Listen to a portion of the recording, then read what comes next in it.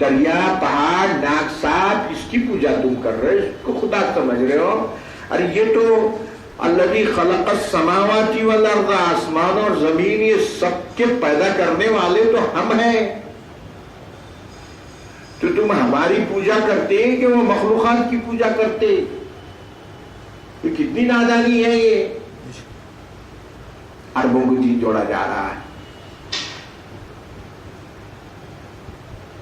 وجعل الظلمات والنور، اور وہ ذات جس نے آسمانوں اور زمینوں کو پیدا کیا، بڑی بڑی چیزوں کو پیدا کیا ہے، تو یہ کیا ہے؟ تو وہ لائق حمد تو وہ ذات ہے، لائق عبادت تو وہ ذات ہے. کمالات اس میں اتنے ہیں کہ آسمان اور زمین جیسی چیز اس نے پیدا کی ہے. وجعل الظلمات والنور، اور اس نے ظلمتیں اور روشنی بھی پیدا کی ہے. یزدان اور اہرمن کا عقیدہ تھا مجوسیوں کا. یزدان اور اہرمن مجوسی دو طاقتوں کو مانتے تھے. یزدان خیر کی طاقت اور اہرمن شر کی طاقت. تو اللہ سبحانہ وتعالیٰ نے ان کو جواب دیا، ارے تمہاری خیر اور شر کی طاقتیں ہیں، ظلمات اور نور سے وہی مطلب ہے کہ ظلمت اور نور اس کا بھی تو خالق وہی ہے، تم اس کی کیا پوجا کر رہے ہو؟ اچھا یہاں دیکھیے، ظلمات تاریکیاں، والنور روشنی، یہ تو واحد ہے. ظلمات جمع ہے، ظلمات کا لفظ جمع لا لیا، اور یہ نور کا لفظ مفرد ہے، واحد ہے. کیوں؟ گمراہی کے راستے بہت زیادہ ہیں اور صراط مستقیم ایک ہی ہے، اس لیے نور کو واحد لایا ہے اور ظلمات کو جمع لایا ہے. بھٹکنے کے راستے بہت ہیں لیکن ہدایت کا راستہ صراط مستقیم ایک ہی ہے، اس طرف اشارہ ہے یہاں.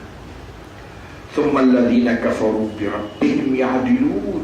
ارے اتنی سخت دلائل کے بعد بھی کہ وہ آسمانوں زمینوں کو پیدا کرنے والا ہے، اور آسمانوں اور زمینوں میں کیا کیا نعمتیں ہیں حیرت انگیز طور پر، اور پھر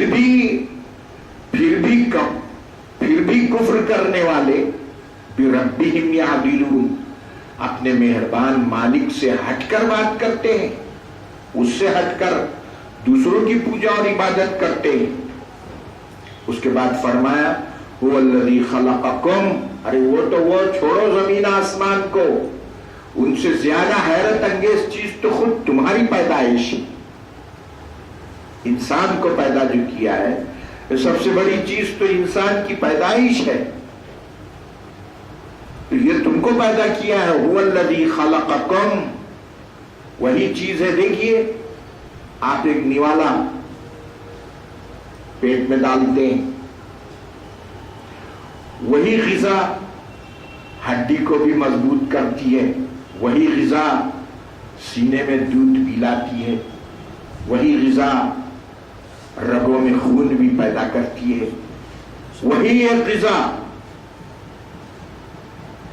ہر قسم کی چیزیں اس کے اندر الگ الگ پیدا ہوتی ہیں. کوئی معمولی لیبارٹری ہے، کوئی معمولی کارخانہ ہے. هو الذی خلقکم من طین، تم کو مٹی سے کیسے پیدا کیا؟ مٹی سے اس لیے پیدا کیا کہ ہم جو غذا کھاتے ہیں مٹی سے نکل رہی ہے، اور اسی غذا سے منی بن رہی ہے انسان کی، جس سے انسان پیدا ہوا تو مٹی سے ہی بنا انسان بھی. من طین، انسان مٹی سے پیدا ہوا، اس معنی میں کہ مٹی سے ہماری غذا ہے، پانی غذا سب مٹی سے ہے، پورا مٹی کا کھیل ہے. سنیے غالب نے کیسی بات کی، توحید کی اور عرفان ذات کی. خاک میں کیا صورتیں ہوں گی کہ پنہا ہو گئی غالب. حالانکہ لوگ ان کو کیسا شاعر بولتے، لیکن انہیں دیکھی کیسا شعر قدرت کی تعریف میں کہا ہے خاک میں کیا صورتیں ہوں گی کہ پنہا ہو گئی سب کہاں کچھ لالا اور گل میں نمایاں ہو گئی. بولتے کہ دیکھو یہ گلاب نکلا مٹی سے، ارے یہ خود تمہارے ایمان لانے کے لیے، خدا کو ماننے کے لیے کافی دلیل ہے. یہ مٹی سے گلاب کیسے نکلا، چمیلی کیسی نکلی، موگرا کیسا نکلا، اور یہ خوبصورت قسم کا انسان کیسے پیدا ہوا اسی مٹی سے. مٹی سے تو بنا انسان کافی ہے ایمان لانے کے لیے، اللہ کو ماننے کے لیے. اس کے باوجود هو الذی خلقکم من طین، وہی ذات ہے جس نے تم کو مٹی سے پیدا کیا ہے.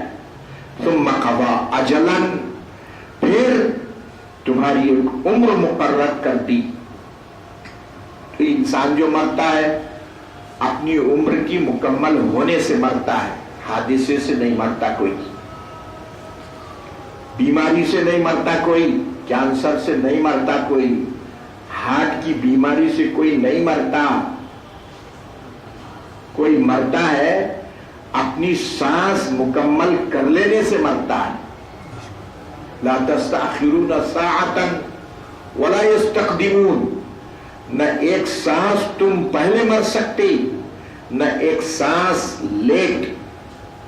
جتنی سانسیں تم کو گن کے دی گئی ہیں وہ لیے بغیر تم نہیں مرو گے، اور سانسیں پوری ہو جانے کے بعد تم باقی نہیں رہو گے. ثم قضى اجلا، پھر تمہارے مالک نے تمہارے لیے ایک مدت مقرر کر دی، موت تم پر طاری کر دی.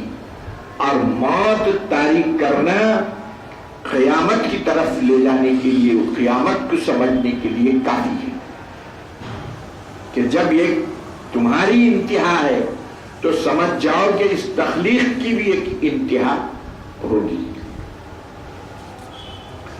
وَأَجَلٌ مُّسَمًّى، لیے بڑھ رہا فرما رہے، اور ایک مدت مقررہ ہے عندہ، اللہ کے پاس. ثم انتم تمترون، پھر بھی تم کو شک ہے، بہت طاری کر دیا تم پر.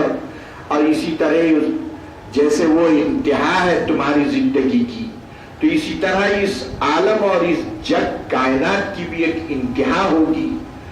اس کو سمجھنے میں تم کو کیا غلطی ہو رہی، کیا شک و شبہ پیدا ہو رہا ہے. ثم انتم تمترون، پھر بھی تم شک کرتے ہو. وَهُوَ اللَّهُ الَّذِي فِي السَّمَاوَاتِ وَفِي الْأَرْضِ، وہی اللہ سبحانہ و تعالی آسمانوں اور زمینوں میں سب اسی کی کاریگری ہے، سب اس کا ہی ہے. دیکھنے کو غبار سامنے ہے، طوفان آیا، ہوا چلی، غبار اڑ رہا ہے، آپ کو غبار دکھ رہا ہے، لیکن غبار کو اڑانے والا کون ہے؟ ہوا ہے اندر، اندر ہوا ہے جو غبار کو اڑا رہی ہے. غبار غریب، اس کے کیا ہے؟ ہوا اگر بیٹھ جائے، ہوا اگر بدل جائے، ادھر رخ بدلی تو ادھر چلا، ادھر رخ بدلی تو ادھر چلا، ہوا بیٹھ گئی تو غبار بیٹھا. اصل کارکرد غبار کے اندر ہوا ہے، مگر لطیف ہونے کی وجہ سے نظر نہیں آ رہی ہے. تو اسی طرح فرما رہے ہیں وَهُوَ اللَّهُ فِي السَّمَاوَاتِ وَفِي الْأَرْضِ، وہی ذات خداوندی آسمانوں اور زمینوں میں کارکرد ہے. تم کو نظر نہیں آ رہی ہے، تم کو غبار دکھ رہا ہے سامنے، لیکن اندر اصل کام کرنے والی چیز ہوا جیسے ہے، اسی طرح اللہ سبحانہ و تعالی آسمانوں اور زمینوں میں موجود ہے. یعلم سرکم و جہرکم، تم نے جو دکھایا، تم کیا سمجھتے ہو کہ جتنی خفیہ منصوبے تم کر رہے ہو ایمان اور دین و ایمان کے خلاف، دین اسلام کے خلاف، یہ چھپے ہوئے ہیں. یہ یعلم سرکم و جہرکم، تمہارا راز بھی جانتا ہے، جو دل کی گفتگو ہے اس کو بھی جانتا ہے. وہ جہرکم، اور جو باتیں تم کھلے عام بولتے ہو اس کو بھی وہ جانتا ہے. وہ یعلم ما تکسبون، اور جو کچھ اعمال تم کرتے ہو ان سب کا اس کو علم ہے. کیا مطلب علم ہونے کا؟ علم ہونے کا کیا مطلب ہے؟ اگر یہ کہا جائے کہ جناب آپ جو کچھ کر رہے ہیں میرے کو معلوم ہے، ایک آفیسر بڑا چھوٹے ملازم کو کہے کہ صاحب آپ جو کچھ کر رہے ہیں مجھے معلوم ہے، کیا مطلب؟ میں گرفت کروں گا، میں سزا دوں گا، میں تم کو دیکھ لوں گا، یہ مطلب ہے اس کا. تو یہاں اللہ سبحانہ و تعالیٰ فرما رہے ہیں کہ جو کچھ تم کمائی کرتے ہو، جو کچھ تمہارے اعمال ہے، اللہ سبحانہ و تعالیٰ ان کو جانتے ہیں. صلی اللہ تعالیٰ علی خیر خلقہ محمد وعلی آلہ واصحابہ اجمعین.